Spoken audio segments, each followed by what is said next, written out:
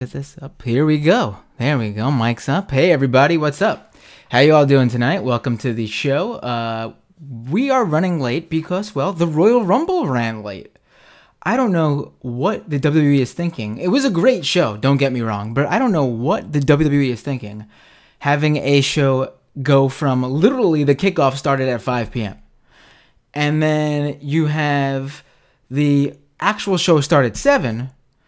And that's still usually, wrestling pay-per-views started at 8. And now here we are with the show ending at midnight. Well, anyway, David Bixenspan, wrestling journalist David Bixenspan, should be joining us shortly. It's possible he may not. I'm talking with him now. He's trying to get his connection going. He also got screwed over by the show running late. But let's talk about how the Royal Rumble was. The actual Royal Rumble match was pretty good, although it felt rushed. Did anyone else feel that? Well, first of all, the Brock Lesnar Finn Balor match was certainly rushed. I don't think it was supposed to go that short. Andrew Ledbetter says, I was expecting Meltzer in the YouTube chat. Well, sorry to disappoint. I'm not Dave Meltzer. The Finn Balor-Brock Lesnar match, though, was pretty good. Way too short, but they put over Finn Balor like $1 million, I thought. What did you all think about that one? Earlier in the chat, we had some conversation here. Ryan said that he was not a fan of the show. Chat site gave it 7 out of 10. He said, great pay-per-view. Women were better than the men tonight. I agree. Does anyone disagree with that? Because I thought the Sasha Ronda Rousey match was really good. It started out really hot. It sort of fell apart a little bit towards the middle, but they picked it back up, and all around I thought it was a really great match. The women's Royal Rumble was really good. I thought possibly the match of the entire show. The entrance, the surprise entrance, all really got their time to shine. Well, not really surprise entrance, but the entrants who aren't on the main roster really got their time to shine. Really impressed me. Actually, who really impressed me was Casey Catanzaro. I'm not too familiar with how you say that last name because I wasn't too familiar with her, to be honest. But she was great. Assuming she has some sort of gymnastics or sort of lucha libre background, but she was really great. And we got to see Candice LeRae. We got to see Kairi Sane. We got to see who else who isn't on the main roster who was on the show. Rhea Ripley. It was really good. And we got a Hornswoggle appearance. How could you complain about that? Danny asks, where's Bix? Yeah, I'm waiting for Bix. I was talking to him. He said he got held up because the show ran late. He might not be joining me on this one. I might have to reschedule with him, but we'll see. He says he might jump on. Tausif says, not great. Didn't think the show was great. The Daniel Bryan AJ Styles match was off. I didn't think that was so great. It was interesting to see where they go with Rowan now that they've thrown Rowan into the mix there. But yeah, I agree. Rowan was not. The AJ Styles Daniel Bryan match wasn't up to expectations, I guess. And what really was. Casey was a Ninja Warrior, says Matt. Oh, that's where she's from. Okay. I honestly, out of everyone in that match, I was familiar with everyone but her. But nice to see we have some sort of new style being thrown into the division because she was really something else. Wasn't quite lucha libre, but it was high flying.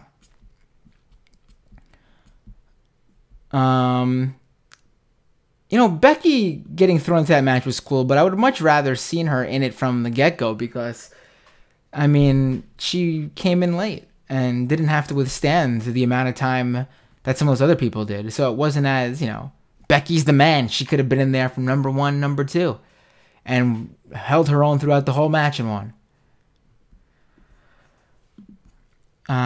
Quantum says WWE is way too predictable, and it's getting to the point of where it's boring and I don't want to watch anymore. Listen, actually, I've not been watching every Raw and SmackDown, and I've missed a handful of pay-per-views over the past few months because I agree. But you have to watch the Rumble, and the Rumble usually feels like it's their time to reset. It's kicking off WrestleMania season, and people are jumping in, and they know that we have a whole bunch of new watchers who haven't been paying attention for the past year. And so they'll throw in, if not new storylines, even on the storylines that are continuing, they'll sort of catch you up to speed and not throw in something that the newcomers are going to be completely thrown for a loop for. Chat site says Casey is Ricochet's girlfriend. Well, I see where she gets the, if he's training her, then I see where she's getting some of those moves from. Matt says, how do you feel about Nia in the men's Rumble? I mean, they've done that sort of thing before, right? With Beth Phoenix, with Chyna, with Karma. It was cool to see. Funny that if you've been paying attention to some of the wrestling news recently, Triple H was asked after the NXT event yesterday in a press conference call. He was asked about intergender wrestling matches because we're seeing a lot of that on the indies right now. And he said, it's not going to be a normal thing, but when it fits the storyline, they're for it. It'll happen. Like when we saw, he gave the example of himself and Stephanie facing off against Kurt Angle and Ronda Rousey last year's WrestleMania. I think I like the idea of you got someone like Mustafa Ali who felt like, oh man, what am I supposed to do here? He's like a goody two shoes babyface. So fine, he gets eliminated by her because he didn't know what to do. But then it was really great that Randy Orton has no problem with hitting her with the RKO. That was great. Ray was thrown in the position of, yeah, let's do it. Let's go for it. It felt to everyone how each person reacted. It fit their character really well.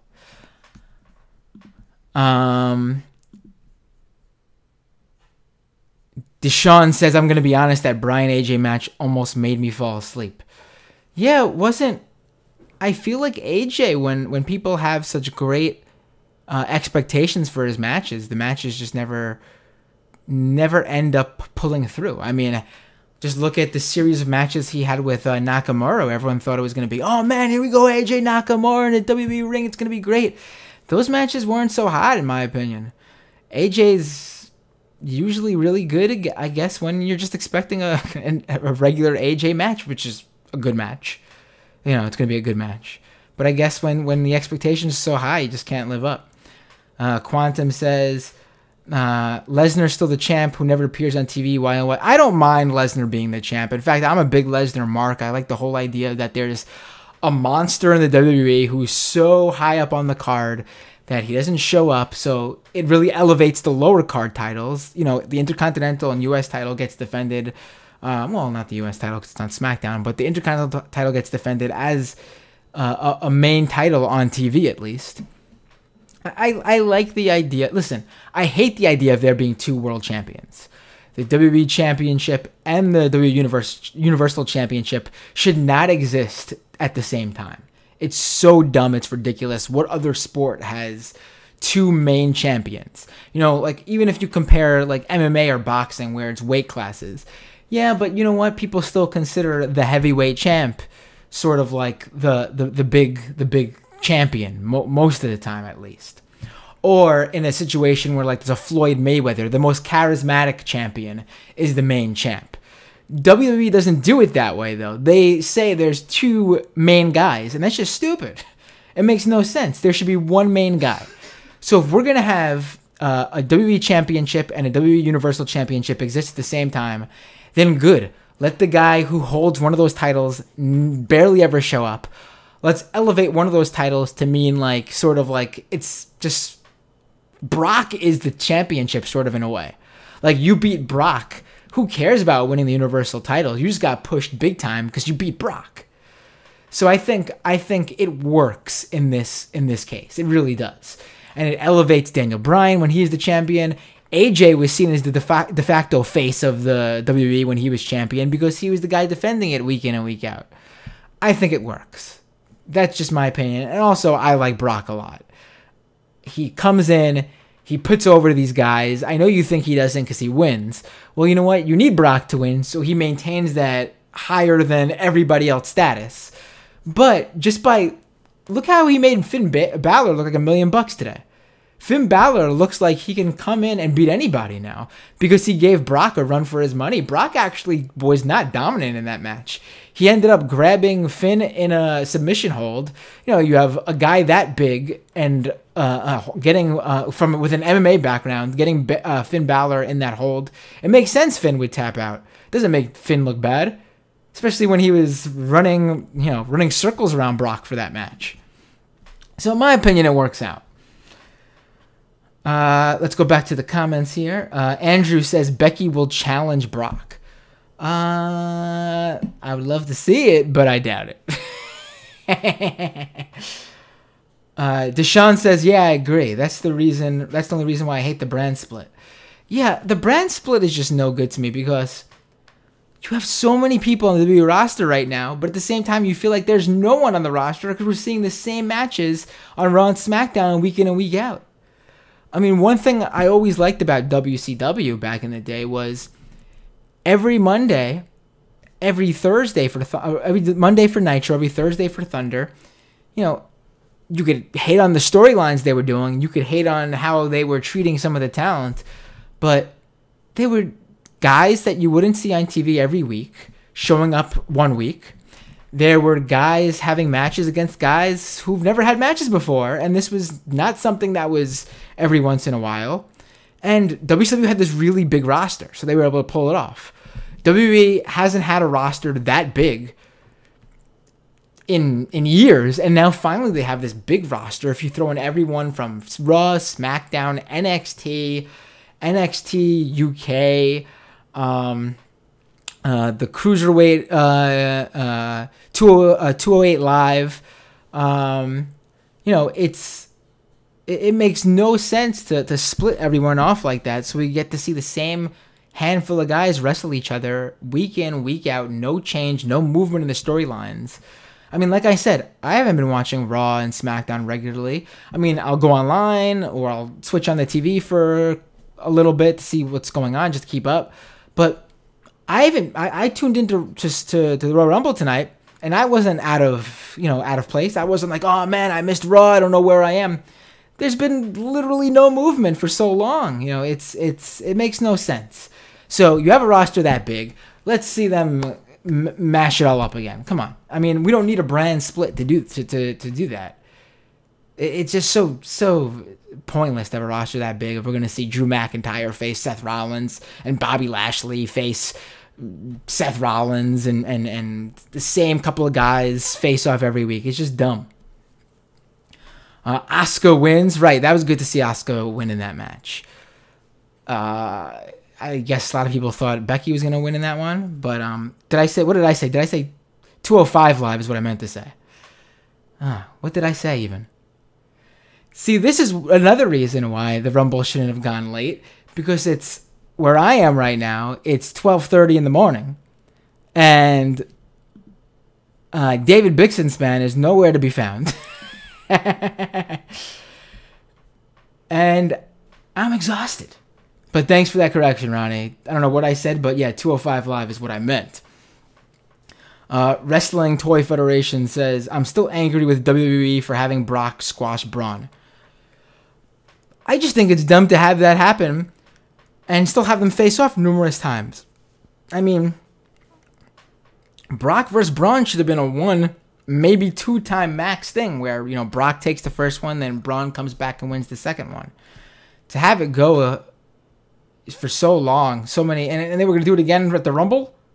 That's the dumbest thing ever. And then also the idea that okay, so let's get this straight. Maybe I missed the storyline for this, like I said, but let's get this straight. So Braun gets taken out of the match against Brock at the Rumble as a punishment for what he did to Vince McMahon on Raw. Okay, that makes sense. Fine. But then he gets added to the Royal Rumble match? I mean, I get it. It was said that he was replacing John Cena's spot. I believe that's who they said replaced John Cena's spot, right? Still, though, why would they reward Braun Strowman after just punishing him for doing something to Vince? I get it. It's the WWE. Storylines aren't always followed and things are forgotten one week to another.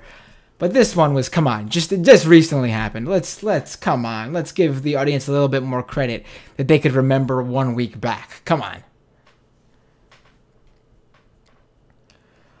Quantum says, are they trying to give us Demon Balor versus Lesnar now? I don't know if they're going to give Balor another shot. This felt like this was the opportunity to just give Balor his WWE Universal title match. And from what I heard, rumor is Brock really wanted to face Balor after he faced, apparently he really liked how his matches with AJ and Bryan went. So he wanted to face another guy of similar wrestling style. I think it was great. That match was much better than it would have been against Braun.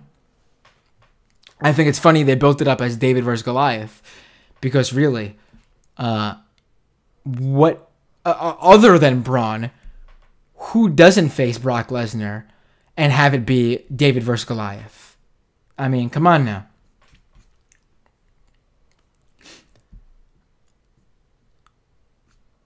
But anyway,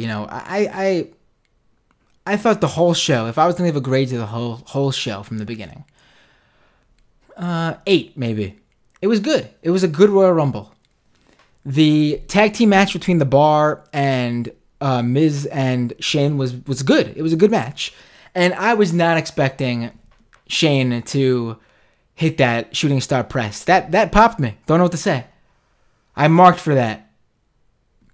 And then what else was on the card? So long, I can't remember. Let me see what the Cruiserweight Championship match, I don't even remember it, to be honest. Buddy Murphy won, but I don't even remember it.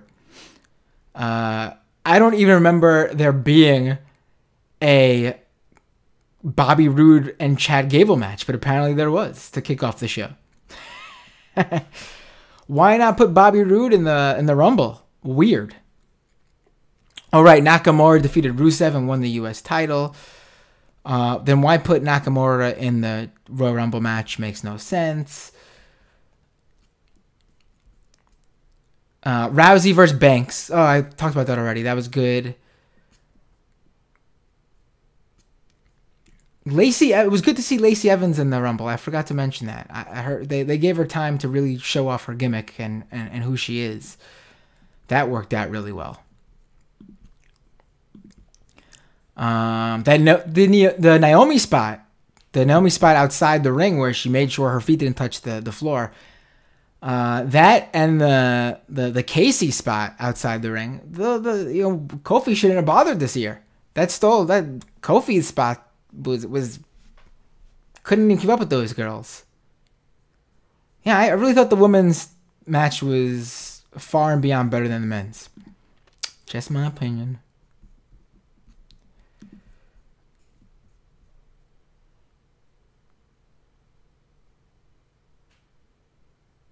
Quantum says, I think they're trying to do Demon Balor versus Lesnar. It's possible, maybe. Oh, there's still two more shows, right? 2 more pay-per-views between now and Mania. So maybe. That's certainly a possibility.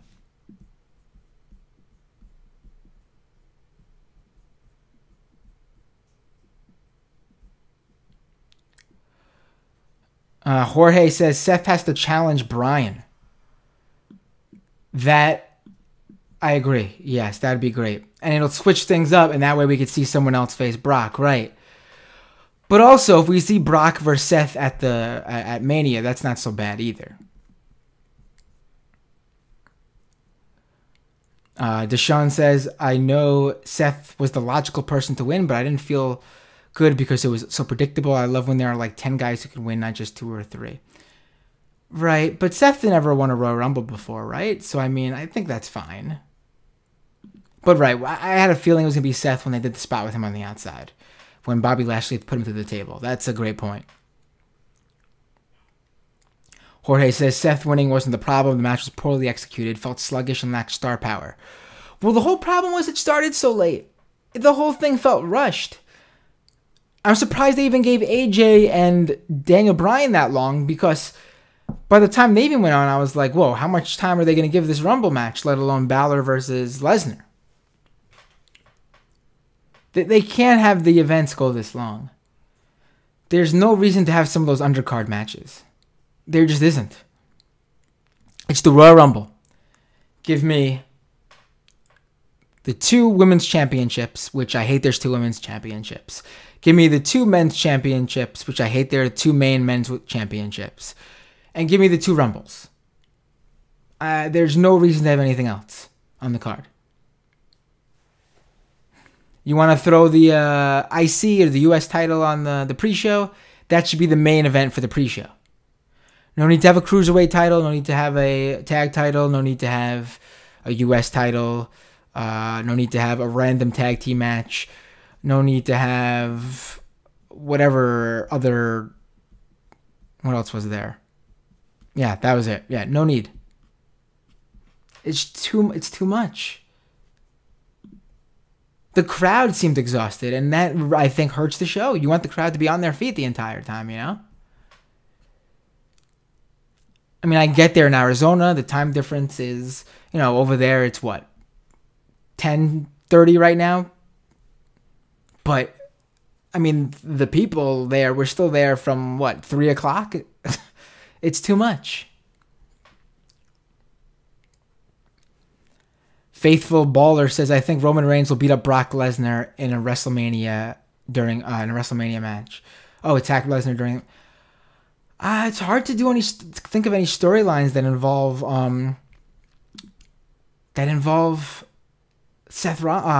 Roman Reigns right now because of his situation. Can't quite tell what the deal is with him, to be honest.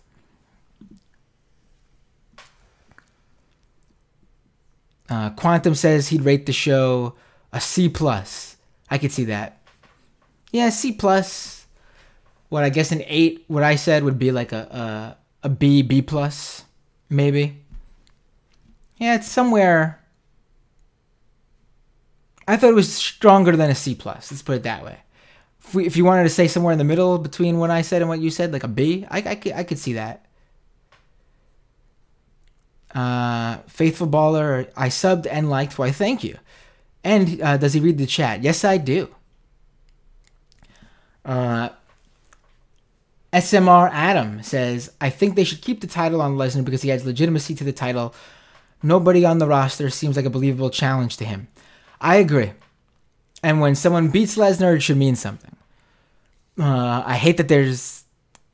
What sucks then, though, is that title is going to be on Raw every week again. It's just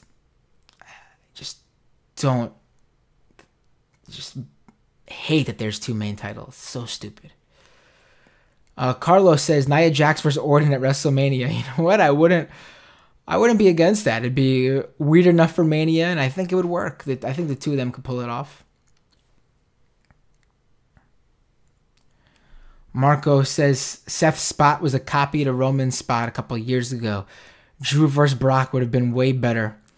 Drew beating on Brock will be better than Seth. I'm not that sold on Drew McIntyre yet. I'm just not. I like him. I think Brock does his best when he has a match up against someone who's his opposite. We've seen it with AJ. We've seen it with Bryan. We've seen it with Balor. We've seen it when Rollins was in the mix during that triple threat at Mania. I think Lesnar can really go with those guys. And I don't think... You know what? I'll even say his matches against Goldberg, other than the times when Goldberg just basically... he just jobbed to Goldberg. I thought the match where they actually went for a little bit longer than 1 minute was good. Lesnar's matches with Roman were good, actually. I think Brock goes well with everybody except those Braun matches. Just wasn't for me.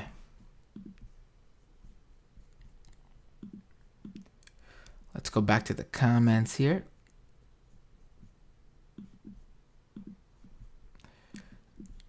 Jorge says, respectfully disagree. Championship belt should be respected and defended week in and week out.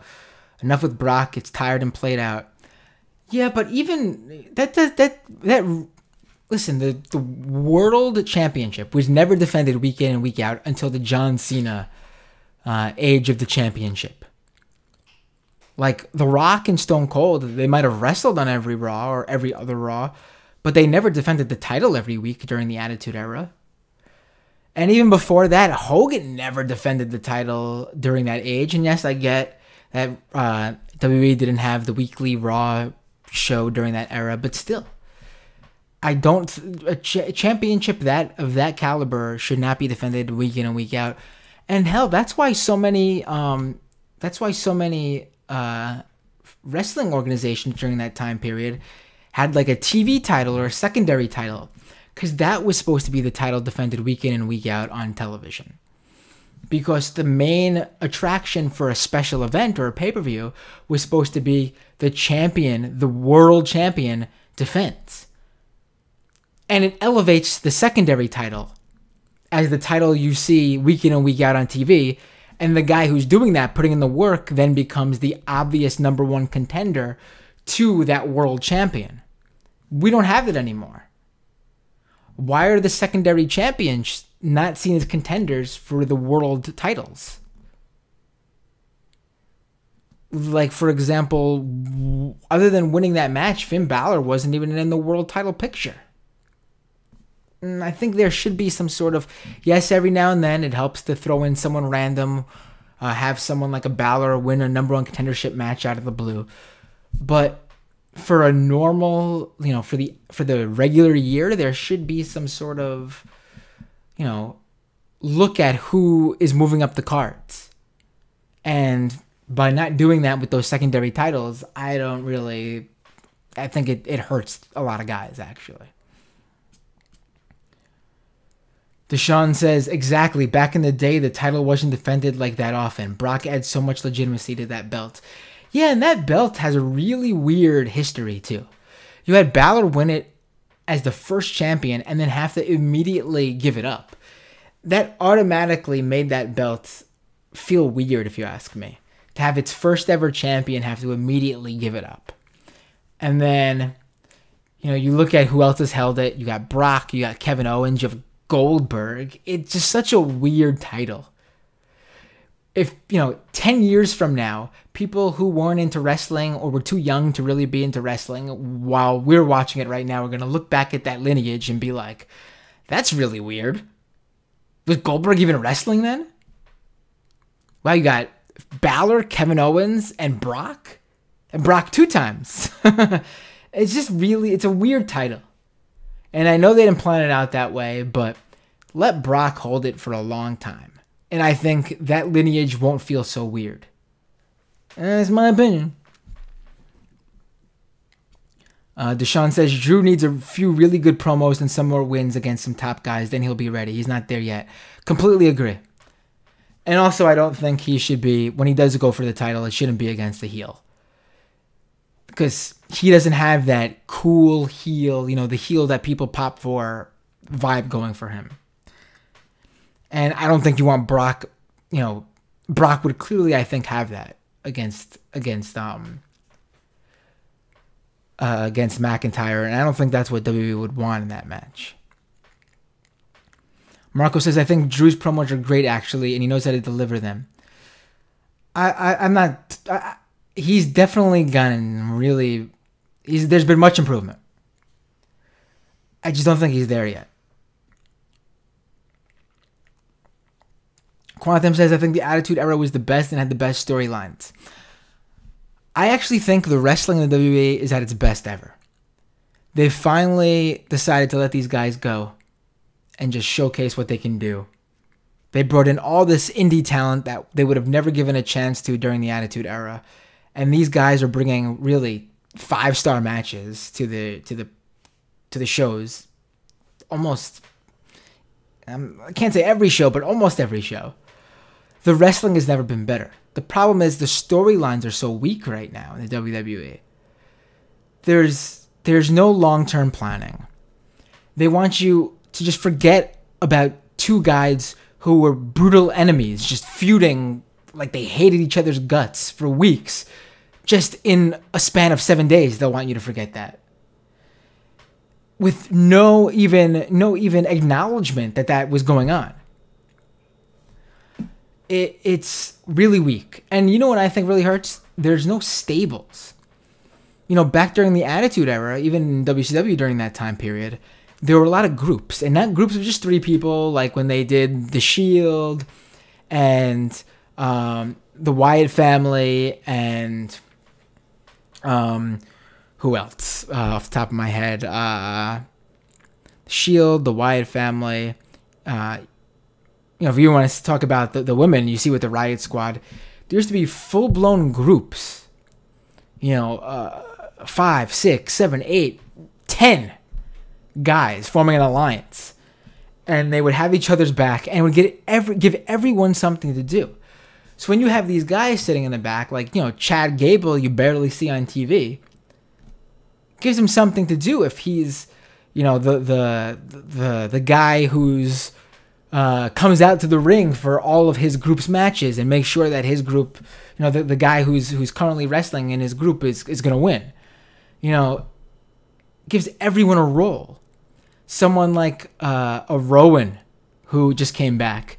He would be great in some sort of bodyguard type role in a group of like 6 or 7 guys.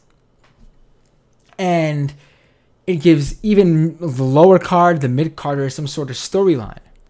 Because they're automatically involved in the upper card members of that group's storylines. We saw it with the NWO. We saw that with the ministry, the corporation, the corporate ministry. We saw that with how many? The Evolution, even though they were 4, but you had a little bit more going on there during that time. Saw that a lot in ECW back in the day. There was, you'd see the Dudleys come out with like 6 people. And, New Jack would have to team up with Tommy Dreamer, would have to team up with Balls Mahoney, would have to team up with Spike Dudley to take down all the Dudleys. It would cause all these, alliances that you wouldn't usually see to band together for the greater good. You just don't see it anymore. Because there's not enough, groups like that.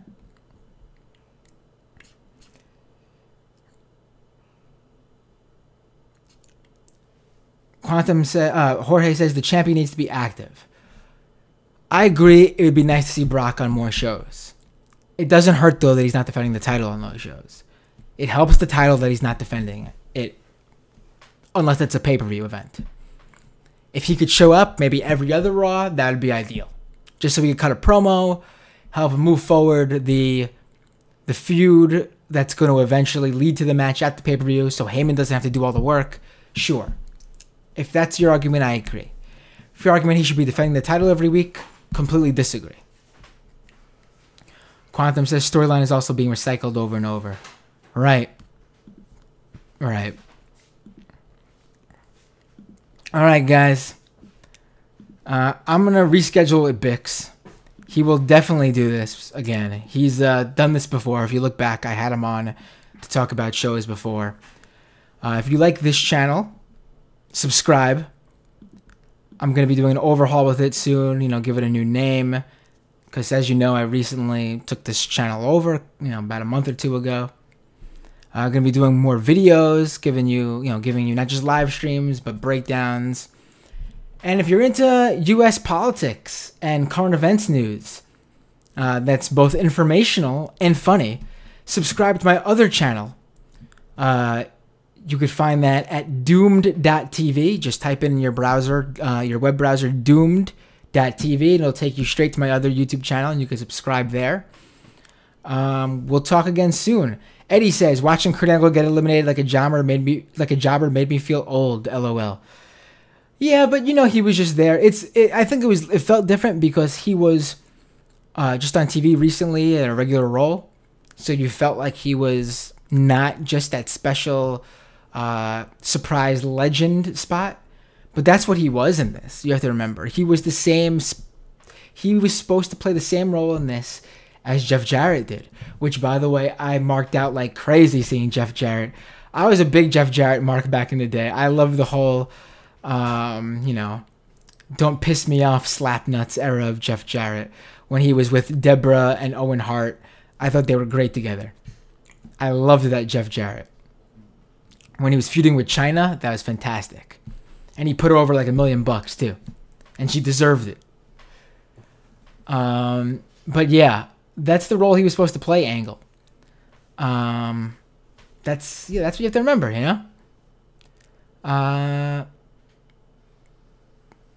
Maybe there wasn't enough spots to make it feel that way, so I guess you just felt like Jeff Jarrett was a surprise.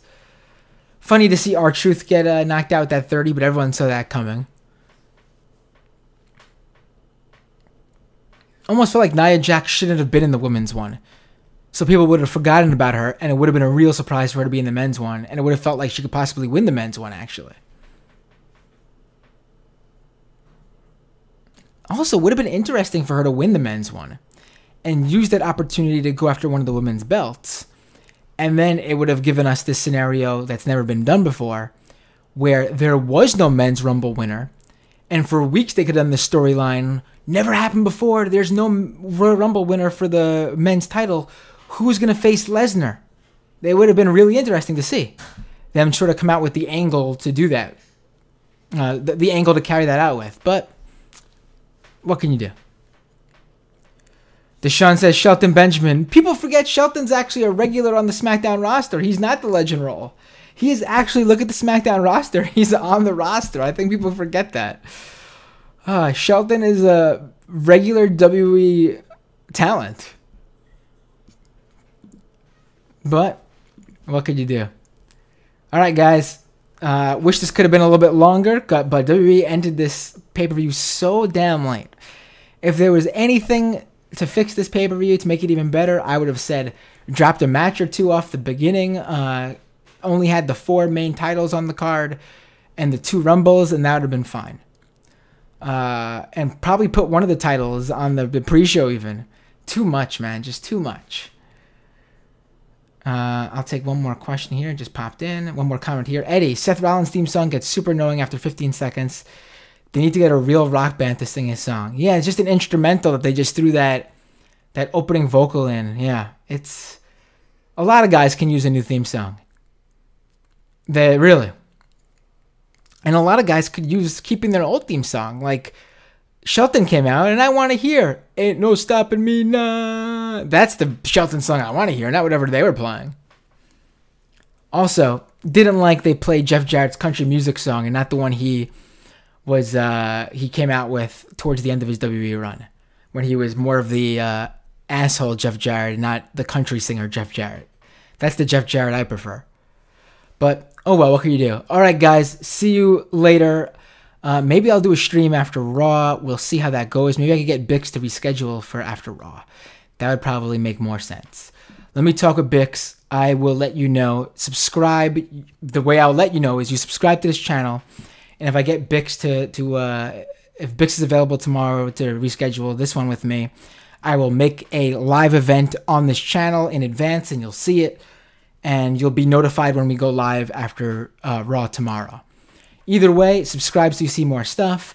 If you like current events, U.S. politics, with 2020 coming up, you'll be interested in that stuff. Subscribe to Doomed.tv. See you guys soon. Enjoy Raw tomorrow. It should be a good one. Take care. Have a good night.